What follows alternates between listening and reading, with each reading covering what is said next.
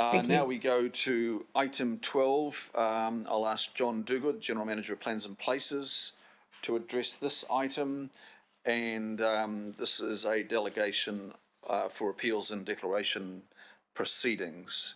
John Duguid. Thank you, Mr. Chair. Good morning, members of the committee. So this report relates to situations where we have an urgent matter before the Environment Court on a unitary plan matter where we need to confirm the council's position, and we're seeking that in that situation, rather than come back to the full planning committee, we have a delegated group of members, the chair, deputy chair and a member of the IMSB, that staff can go to confirm whether the council is prepared to change its position.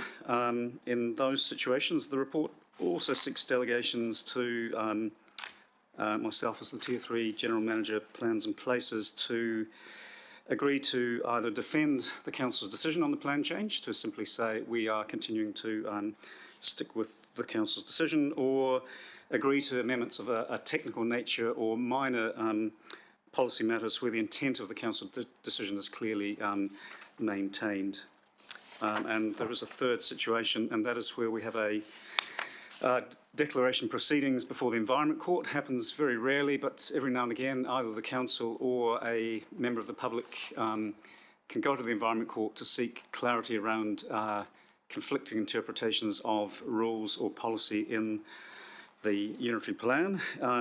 Those tend to be very legal arguments. Sometimes some planning affidavits go into the court to assist with that process. So in that situation, we are seeking that is delegated again to the Tier 3 General Manager to confirm the council's position in response to any declaration proceedings. Thank you. Thank you, John. Do I have a mover for this, please? And I should just point out there's a small change that I'm suggesting members under B, and that is to ensure that the Mayor's office is aware of any work that might be coming in that area, along with the Chair and the Deputy of the committee and the assigned member of the Independent Māori Statutory Board. So small change there. Questions, please, members? Can Chris, I take, just Bill. Deputy Mayor.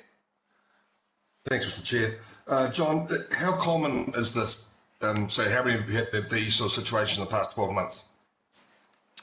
Well, in terms of the plan changes, we've got quite a number of appeals on the 30 or so plan changes. Some are private plan changes, some are public, as members of the committee will be aware.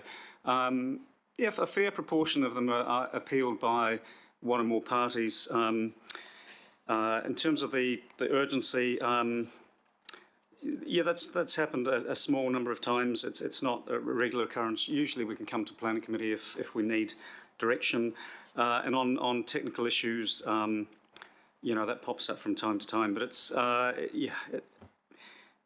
how frequently, you know, maybe we might be seeking in the order of half a dozen to a dozen urgent decisions in any given year, and technical changes that might be half a dozen to a dozen as well. And then separately to the plan change, the declaration proceedings that I mentioned, I mean, that happens maybe once every couple of years. We might get a declaration proceedings in the Environment Court. Thanks, John. So it's the exception rather than the rule. And would these decisions be referred back, although the event was referred back to the planning committee as in the noted decision making? That's correct. Certainly in terms of any decisions of substance made by the Chair, Deputy Chair and member of the IMSB, minor technical changes to the drafting of rules in the plan or provisions, we're not proposing that they would be reported back at this in the recommendations here, but certainly any decisions of substance made by the delegated members of the committee, we would do a report back to the committee on those decisions. That's correct. Thanks, John. I'm comfortable with it. It's great. Deputy Mayor, would you like to move? Happy to do so, Chris. Thank you. Do I have a second, please? If so. Councillor Collins, thank you. Now, members, I just draw your attention to A Roman 2, the last part of that. This is, so it's a delegation. It's where the intent of the council's decision is maintained.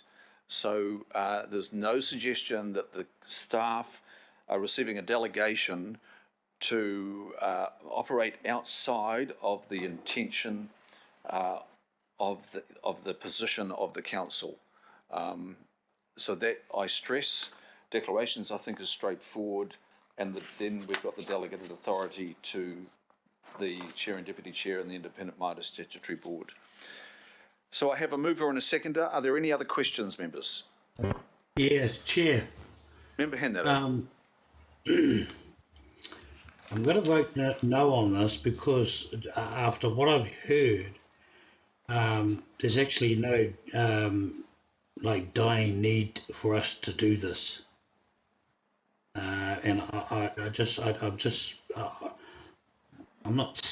I'm scared that we're getting into a fix it when it doesn't really need fixing. That's all I'll say. Kia ora. Member, I can say that there's been some situations where the turnaround time required for the court is very, very tight, and our staff do need to make decisions on behalf of the council quite quickly. But I'll go to John Duguid again to address your concern. It's a valid concern. It's good to hear it. There's no need to. I mean, I've heard what has been said. That's all. That's cool. There's no need for me to take up any more time. Look, I'm happy for it to be addressed, though. I think it is, and you've raised the question, and I think it's important that yourself and other members get to hear the response from the General Manager, Plans and Places. John, would you address just some examples where we've been given very short turnaround times? Through the chair, it's really paragraph 4 in the report explains the types of situations. We might be given a date for mediation and only 2 weeks notice of that mediation taking place. It's expected by the Environment Court that council turns up at the mediation able to agree to a change. So given the 4 weeks between planning committee meetings, if we get 2 weeks notice from the Environment Court of a mediation, and that does happen, we're in a bit of a tricky situation. It's not a good look to turn up to the Environment Court without the ability to make a change. So that's the mediation. But then when you're gearing up for a hearing in the Environment Court, often at the very last minute, one of the parties will say, okay, we've got an alternative way of settling this, what do you think? And often it's a good, sensible way of avoiding a full-blown Environment Court hearing. And again, there isn't a 4-week lead-in time. So it's the 4 weeks between planning committee meetings where quite often, leading into mediation, leading into an Environment Court hearing, things happen, with less than 4 weeks' notice, and that's why we're seeking the delegation for those urgent situations. The technical changes, I guess the reason we're seeking that's delegated to staff is that minor wording changes to just improve the clarity or interpretation of a policy or a rule in a plan that aren't changing the intent is probably something that isn't great use of the planning committee's time to have those technical changes coming before the committee. So how many times in the last 12 months have we been faced with either of those scenarios? Probably in the order of half a dozen. In the last year? Yeah. But we're getting more and more... Six times. No, we're not getting more and more. Oh, how can you say that when we've only had 6 in the last 12 months? Well, through the chair, there is an increase in the number of private plan changes being lodged with the council. So we are receiving more and more private plan changes, some of which are appealed. So we do see an increase in that number of situations where this might arise. As of late last year, Member Henry, the moratorium on private plan changes came off, so we are now seeing a number of private plan changes come in, as provided for under the Resource Management Act. We better put it back on then. We're not in a position to be able to do that. That's cool. Thank you for the test. Members, are there final questions? There being none, I'll put that to the vote. It's moved by the Deputy Mayor, seconded by Councillor Collins. All those in favour say aye. Aye. Aye. To the contrary, no. No. And declare that carried. And Member Henry, I've got a note here to record your position, your vote. Yes, please. Thank you very much. and thanks for your Good. question. Thank you. That